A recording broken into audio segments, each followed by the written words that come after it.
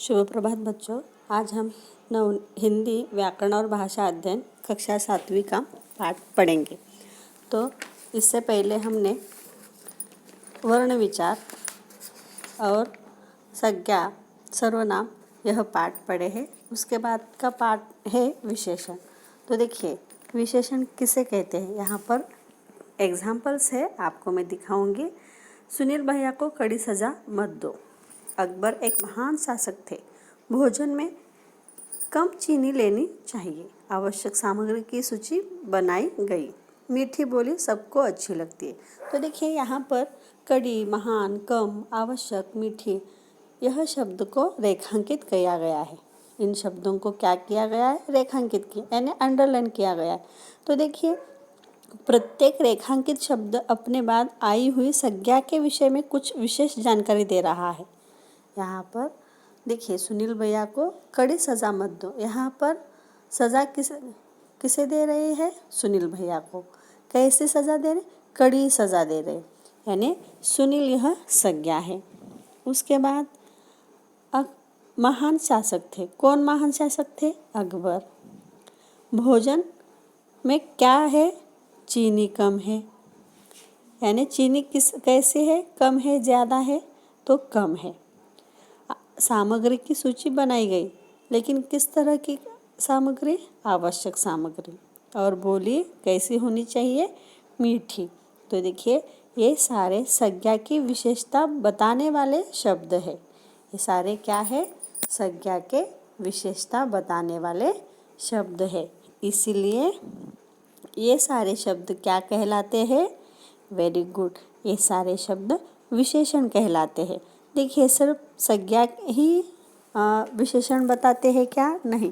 तो कई बार यहाँ पर क्या आते हैं, सर्वनाम के साथ भी विशेषण आते हैं। जैसे मैं बड़ी निडर हूँ, तुम ईमानदार हो, यानी निडर और ईमानदार इन शब्दों में से पहले क्या आया है, यहाँ पर सर्वनाम आया है। तो सर्वनाम भी क्या करते हैं, विशेषताएं बताते हैं। यानी संज्ञा और सर्वनाम इन शब्दों को क्या करता है, विशेषता के गुण बताता है। तो देखिए इस तरह से हम इसकी व्याख्या किस तरह से करेंगे। जो शब्द संज्ञा या सर्वनाम शब्दों की विशेषता अर्थात उनके गुण, दोष, रूप, आकार, संख्या आदि के बारे में बताते हैं, उन्हें हम विशेषण कहते हैं। यानी यहाँ पर संज्ञा या सर्वनाम जिन शब्दों की विशेषता बताता है, जो शब्द है संज्ञा और सर्वनाम के क्या बताते हैं, विशेष जानकारी बताने वाले जो शब्द होते हैं उन्हें हम विशेषण कहते हैं। तो विशेषण के प्रकार कितने हैं, तो विशेषण के प्रकार है 4। तो देखिए उनमें से पहला गुणवाचक, संख्यावाचक, परिमाणवाचक और सार्वनामिक विशेषण। इस तरह से विशेषण के 4 प्रकार है। तो देखिए उनके नामों में ही उनका विशेष गुण छिपा हुआ है। जैसे देखिए गुणवाचक विशेषण यानी क्या है, यहाँ पर जो शब्द संज्ञा या सर्वनाम के गुण, दोष, रूप, रंग आदि का बोध कराते हैं उन्हें गुणवाचक विशेषण कहते हैं। जैसे देखिए यहाँ पर क्या है, यह एक समृद्ध गांव है। यह एक समृद्ध गांव है, यानी गांव के बारे में विशेष जानकारी है। समृद्ध, रहस्य का पता लगाने का यह अच्छा अवसर है। तो देखिए यहाँ पर क्या है, गुणवाचक में गुण, दोष, रूप, रंग। तो देखिए यहाँ पर अच्छा यह गुण है, समृद्ध यह भी क्या है, रूप है। अनाप शनाप शब्दों का प्रयोग हमेशा हानिकारक होता है, यहाँ पर क्या है, यह दोष है। तो इस तरह से समृद्ध, अच्छा, अनाप शनाप यह अलग अलग विशेषताओं को सूचित करते हैं। ऐसे विशेष गुणवाचक विशेषण कहलाते हैं। ऐसे विशेषण क्या कहलाते हैं, गुणवाचक विशेषण कहलाते हैं। समझ में आ गया बच्चों। तो देखिए उसके बाद है संख्यावाचक विशेषण, यानी जो शब्द संज्ञा या सर्वनाम की संख्या का बोध कराते हैं। तो देखिए जो शब्द संज्ञा या सर्वनाम की संख्या का बोध कराते हैं उन्हें संख्यावाचक विशेषण कहते हैं।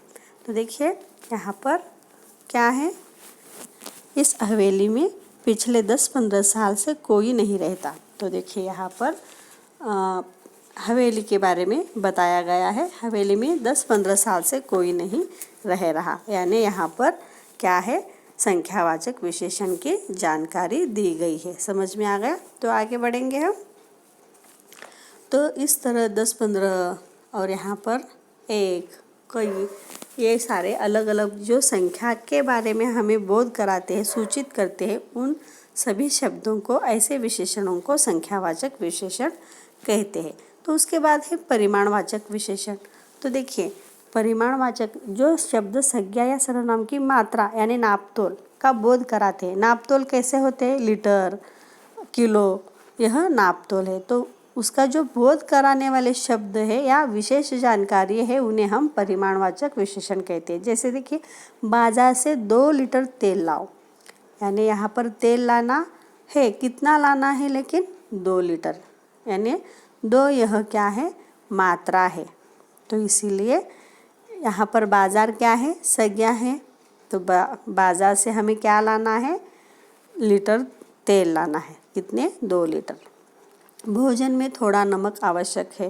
तो देखिए, भोजन, डिब्बे में 5 किलो चावल भर दो। तो देखिए, डिब्बे में क्या करना है, 5 किलो। यहाँ पर भोजन में क्या चाहिए, थोड़ा नमक चाहिए, यानी 2 लीटर, थोड़ा, 5 किलो, यह सारे क्या है, नापतोल करने वाले, सूचित करने वाले शब्द है। तो ऐसे विशेषण को परिमाणवाचक विशेषण कहते हैं। समझ में आ गया? तो इसके बाद देखिए, सार्वनामिक विशेषण। जो विशेषण शब्द सर्वनाम शब्दों से बनाए जाते हैं, जैसे मैं, तू, तुम, यह सारे क्या है, सर्वनाम है। तो इन शब्दों से जो विशेषण बनते हैं, उन्हें हम सार्वनामिक विशेषण कहते हैं। जैसे देखिए, चित्रकार ने अपनी पत्नी को सारी बातें बताई। तो देखिए, यहाँ पर चित्रकार ने अपनी पत्नी को, तो देखिए, पत्नी के लिए यहाँ पर फिर से अपनी पत्नी को यह बात कहा गया है, यानी खुद की पत्नी को। यहाँ पर सार्वनामिक विशेषण है यह। ये बच्चे अपने से बड़ों का आदर करते हैं। तो देखिए, बच्चों के बारे में हमने क्या उपयोग में लाया है, सर्वनाम उपयोग में लाया, लेकिन क्या है, यह विशेष जानकारी है। ये बच्चे, अपनी पत्नी, इनके गुण तो मैं कभी अभी देख चुकी हूँ, इनके। तो देखिए, गुण किनके हैं, इनके हैं। तो ये सारे विशेषण सर्वनामों से बने हैं। ये सारे विशेषण जो है सर्वनाम से बने, इसलिए इन्हें सार्वनामिक विशेषण कहते हैं। तो विशेषण शब्दों की रचना देखिए, यानी आ यानी काना वाला शब्द, प्यारा, ठंडा, यह क्या है, विशेषण है। मासिक, एक आता है, दैनिक। उसके बाद आलू, ईर्ष्यालु, दयालु, ईय, पर्वतीय, शासकीय, यानी नाम के साथ आ, एक, आलू, ईय, शाली, मान, पति, यह अगर हम शब्द प्रयोग करें उसमें, तो क्या तैयार हो जाता है, विशेषण तैयार होता है। प्यार, यह क्या है, संज्ञा है, लेकिन अगर हम प्यार अधिक आ उपयोग करेंगे तो क्या हो जाएगा, प्यारा। वो बच्चा कितना प्यारा है ना। पानी बहुत ठंडा है। तो इस तरह से पानी की विशेष जानकारी देने वाला शब्द कौन सा है, ठंडा है। वो बच्चा कैसा है, प्यारा है। यानी यह क्या हो रहे हैं, शब्दों यानी संज्ञा या सर्वनाम के बदले विशेष जानकारी देने वाले यह शब्द कहलाते हैं, उन्हें विशेषण कहते हैं। समझ में आ गया बच्चों? तो इस तरह से यहाँ पर विशेषण यह पाठ समाप्त होता है। धन्यवाद।